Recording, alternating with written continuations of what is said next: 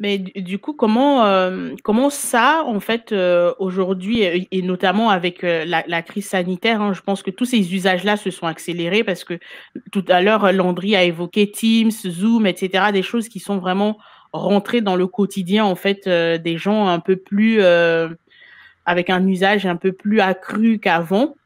Comment aujourd'hui ces outils-là, en fait, peuvent permettre de booster les équipes, de garder aussi le lien, en fait, dans l'entreprise et puis aussi la notion d'efficacité parce qu'on se dit, bah, encore un outil qui vient se rajouter, voilà, comment on peut l'utiliser, en fait, au contraire, justement, pour redynamiser, en fait, les équipes.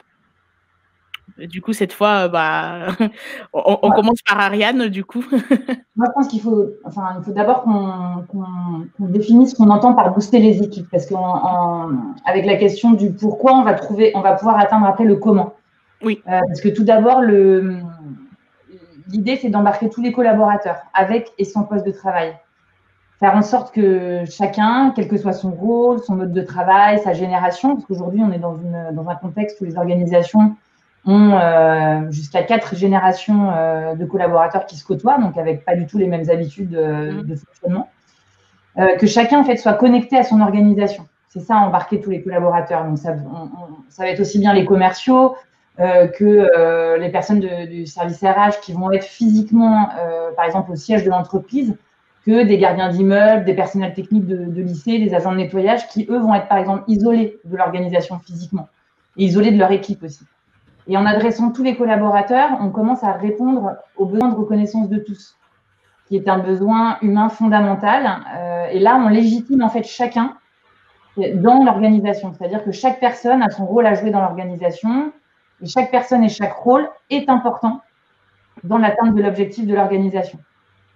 Et ce besoin de reconnaissance, c'est un très fort enjeu parce qu'une enquête Robert Half de 2017 disait que 46% des directeurs généraux et des managers interrogés citent le manque de reconnaissance comme l'un des facteurs qui peut avoir le plus d'impact négatif sur la motivation des salariés.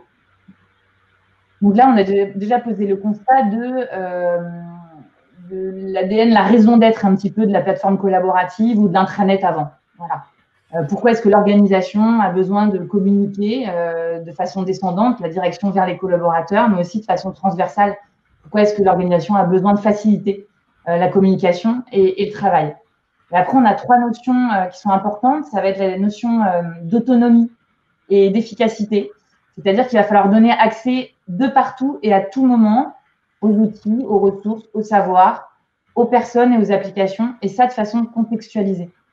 Il va falloir faciliter la communication transversale et la collaboration, c'est-à-dire que je vais pouvoir, je suis à distance, je suis en télétravail, c'est pas uniquement une visio que je vais faire avec un Teams, c'est je vais aller dans un espace collaboratif, donc ça va contextualiser un projet ou quelque chose sur lequel je travaille, un périmètre.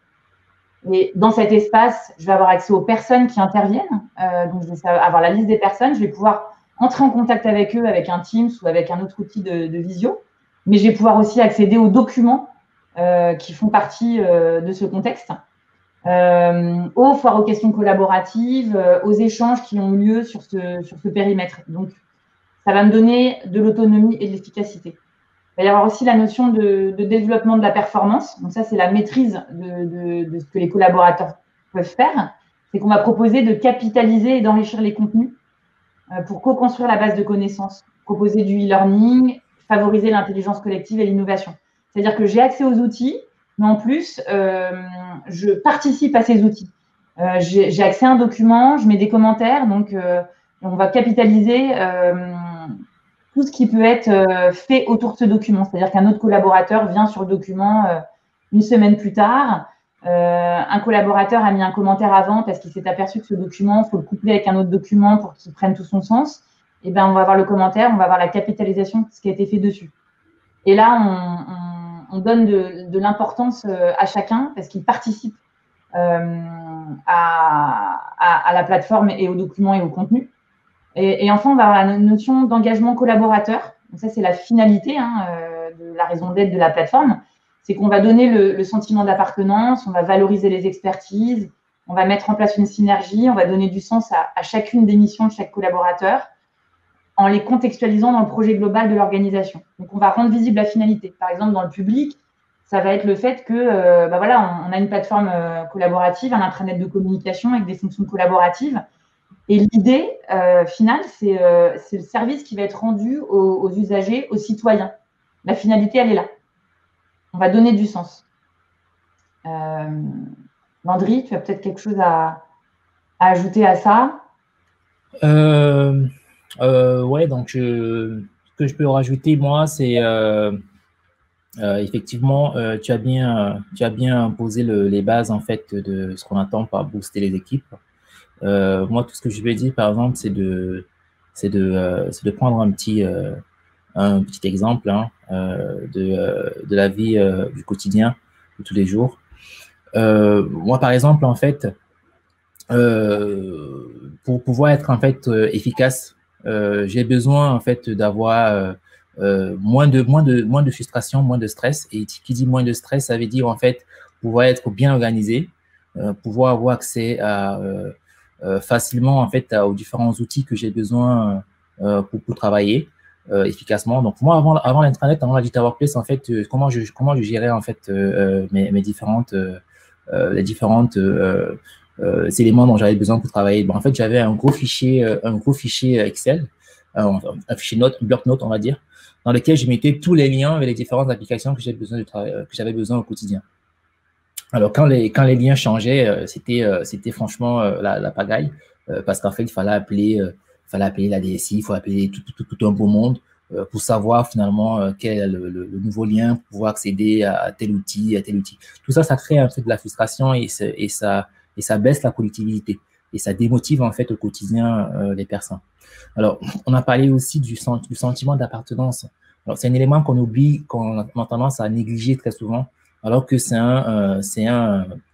quelque chose qui peut être qui peut facilement jouer, très fortement sur la productivité globale d'une entreprise. Si un salarié ne se sent pas impliqué, ne sent pas qu'il fait partie de l'entreprise, ça va forcément se répercuter sur ça. Il se sent perdu quelque part, il se perd en fait. Voilà, exactement. Voilà, il ne va pas se sentir, il ne se sent pas en fait motivé, il ne sera pas motivé, il ne verra pas l'importance de produire, de se sacrifier ou alors de se donner au travail. Alors, la Digital Workplace a quelques éléments qui vont répondre à ça. Donc, j'imagine que c'est le point suivant, Ariane, qui vont permettre en fait de pouvoir donner un peu plus d'implication, de ce sentiment d'appartenance-là, qui vont permettre aussi de pouvoir rendre en fait le collaborateur ou le salarié plus efficace en boostant en fait les équipes. Donc, c'est tous ces outils-là, c'est tous ces moyens, ces méthodologies-là, ces méthodes de travail qui vont permettre de pouvoir être plus efficace au quotidien.